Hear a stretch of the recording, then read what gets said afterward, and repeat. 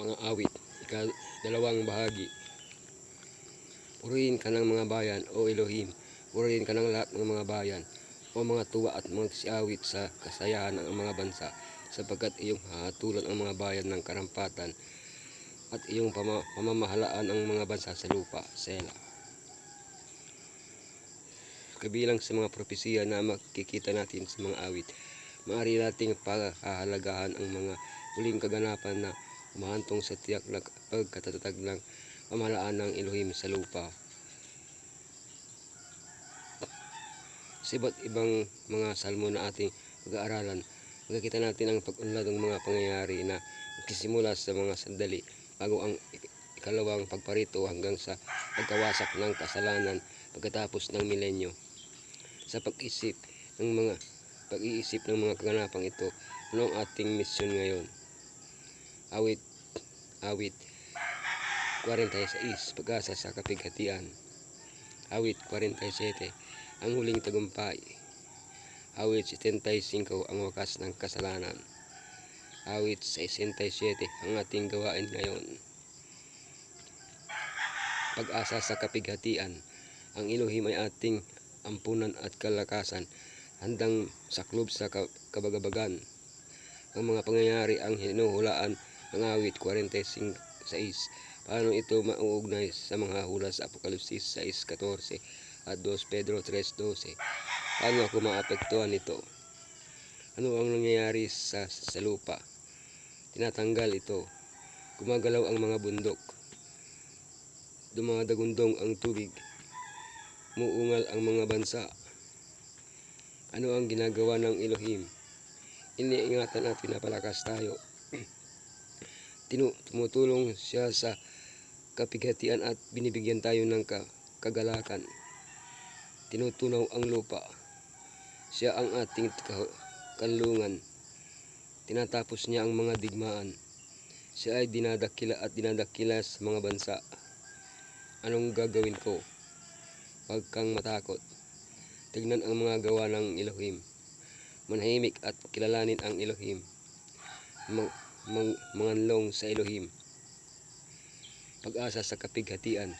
Ang mga bansa ay nagkakagulo. Ang mga tahanan ay nangangakilos. Hinihiyaw niya ang kanyang tinig. Ang lupa ay natunaw. Sa isang talata lang, talatang 6, nilalarawan ng awit 46 kung ano ang magiging katapusan ng mundo. Nagkagulo ang mga bansa. Dahil sa patuloy na natural at politikal na kaguluhan, ang mga pamahalaan ay magkakaisa sa ilalim ng isang karaniwang larawan, karaniwang katawan, ang imahe ng hayop na naghahanap ng mga desperadong solusyon. Ito ay negatibong makakaapekto sa bayan ng Elohim na uusigin bilang sanhi ng mga kaguluhang ito. Bumagsak ang mga kaharian. Ang mga huling salot ay wawasak at yayanig sa mga bansa na makipaglaban sa isa't isa. Itinaas ng Elohim ang kanyang tinig. Si Yeshua na may sigaw at may trumpeta ng Elohim ay darating upang wakasan ang kasaysayan ng mga bansa. Tutunaw ang lupa. Gaya ng pinahihiwatig ni Jeremias, ang lupain ay maiiwang tiwangwang at walang laman. Ang huling tagumpay.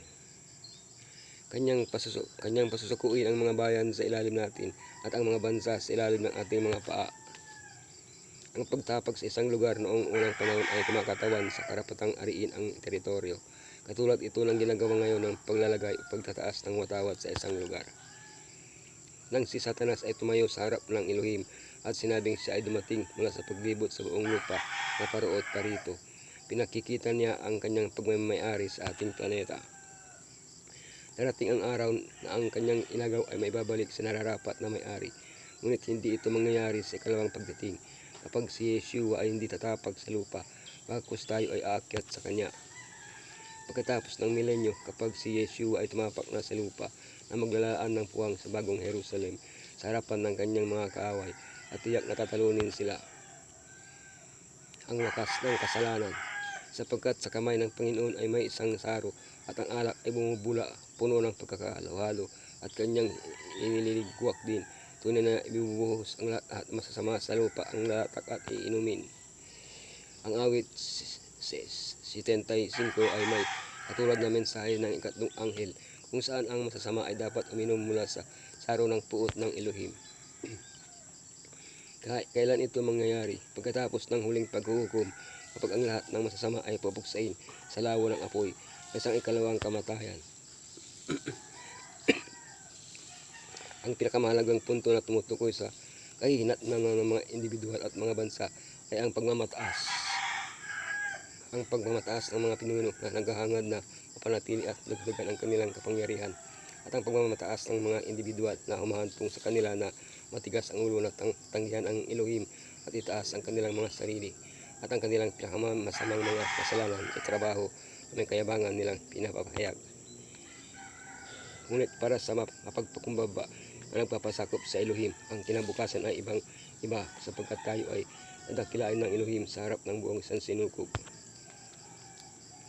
Ang ating gawain ngayon upang ang iyong daan ay maalaman sa lupa, ang iyong pagligtas ng kagalingan sa lahat ng mga bansa.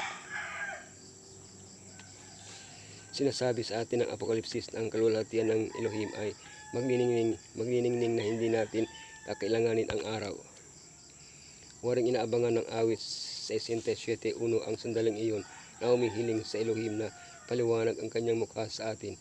Ang ibiyang ito ay naroon din sa pagpapala ng saserdote. Ang kamatayan ni Mesaya sa krus ang tanging dahilan upang ang mukha ng Elohim ay magliwanag sa atin. Magaganap lamang ito ng lubos kapag kasama natin siya. Ngunit maaari bang magliwanag ang mukha ng Elohim sa atin ngayon? Oo, pero hindi niya ito ginagawa para lang mapasaya at mapalakas ang loob natin, kundi upang maipakita natin ang kanyang kalwalhatian para sa kapakanan ng iba, upang makilala ng mundo ang Elohim at purihin siya. Mga kasamang malalakbay, tayo ay nasa gitna pa rin ng mga anino at kaguluhan ng mga gawain sa lupa.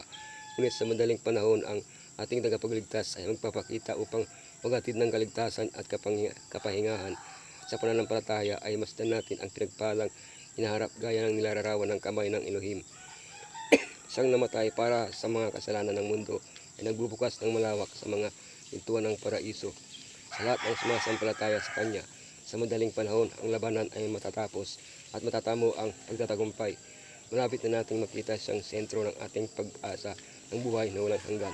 At sa kanyang presensya, ang mga pagsubok at pagdurusa sa buhay na ito ay tilo walang kabuluhan.